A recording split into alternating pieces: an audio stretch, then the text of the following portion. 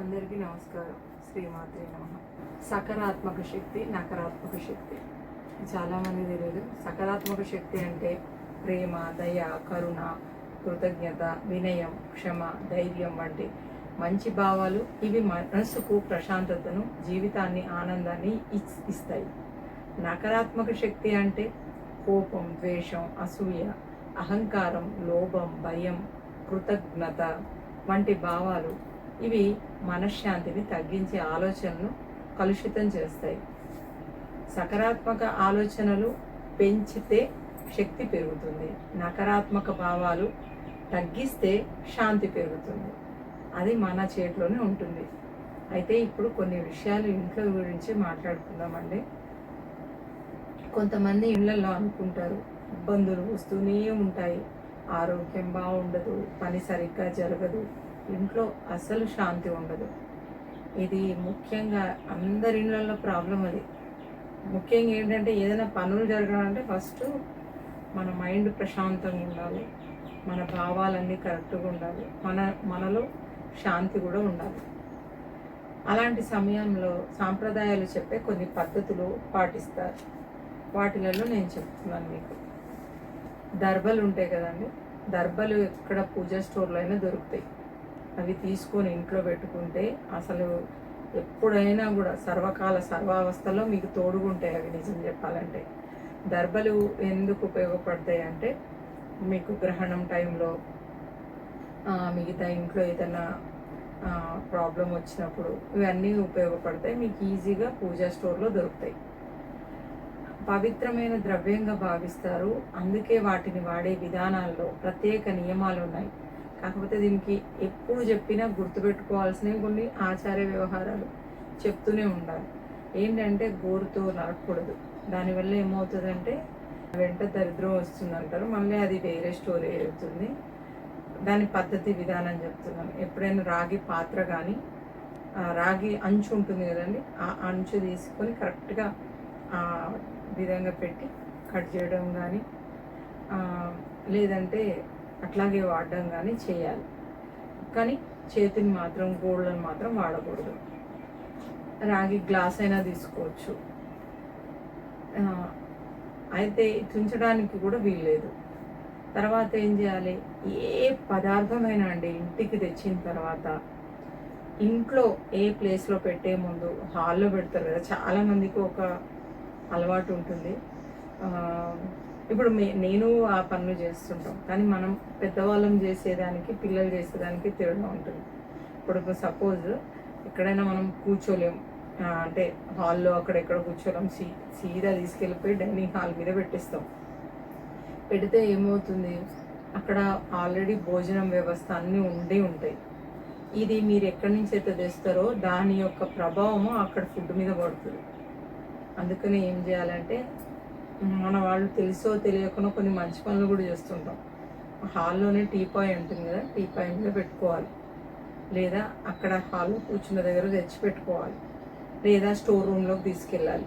Store రూమ్లోకి కూడా తీసుకెళ్ళకూడదు, అసలు నిజంగా ఎక్కడన్నా పెట్టాలి. దాని మీద గంగా వాటర్ చల్లుకోవాలి ఒక 10 నిమిషాలు.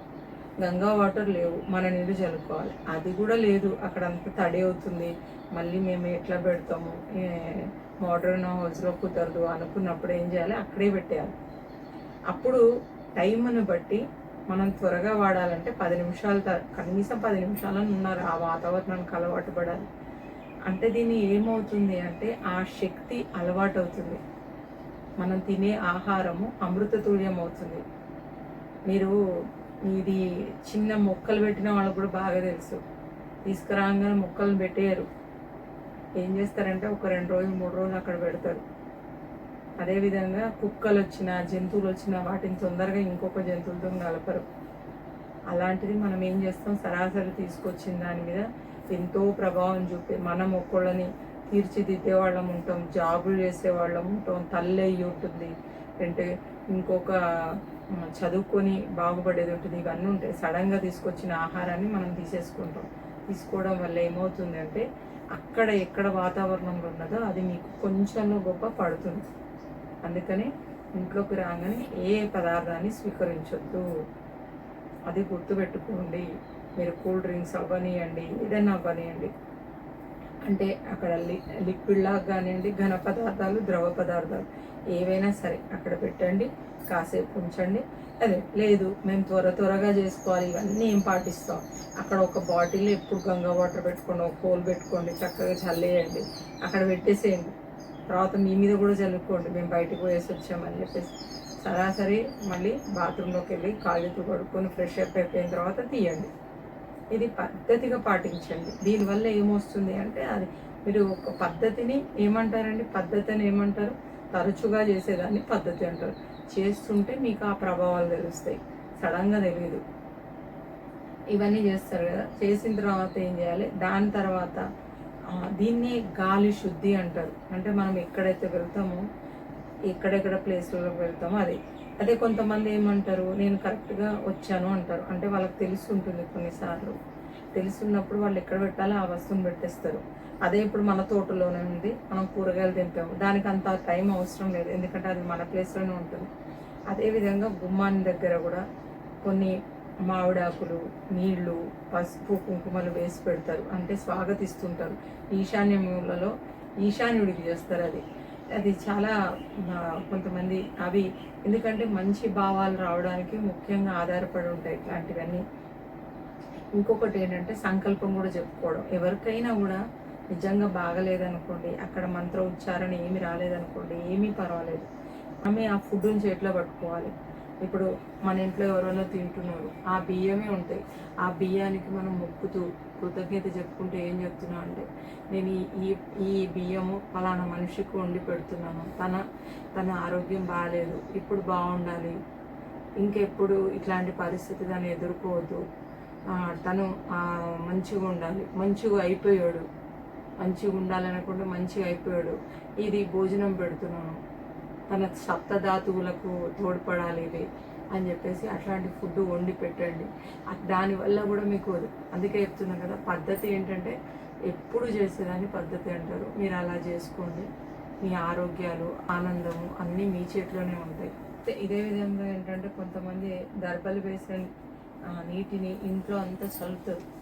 అంటే ఇప్పుడు ఇది గంగా వాటర్ అనుకోండి, దీంట్లో దర్బలు వేస్తారు, అబ్బా అసలు దీన్ని మించింది ఏమీ లేదండి. ఇంకా అది కాసేపు ఉంచేసి ఆ దర్బలను చేతిలో పట్టుకొని ఇల్లంతా చిలకరించేయాలి.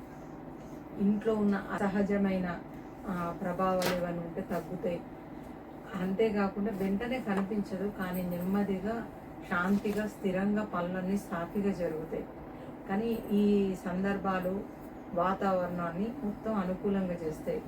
ఇవన్నీ మీరు గుర్తుపెట్టుకొని మెల్లిమెల్లిగా ఈ పద్ధతులన్నీ పాటిస్తే, మీకు ముందే చెప్పాను కదా, నకారాత్మక శక్తి, సకారాత్మక శక్తి అని, దాని ప్రభావాలు మీ చేతిలోనే ఉంటాయి. మీ ఇంట్లో, మీ ఇల్లుని మీరే కాపాడుకోవాలి. శ్రీమాత్రే నమః.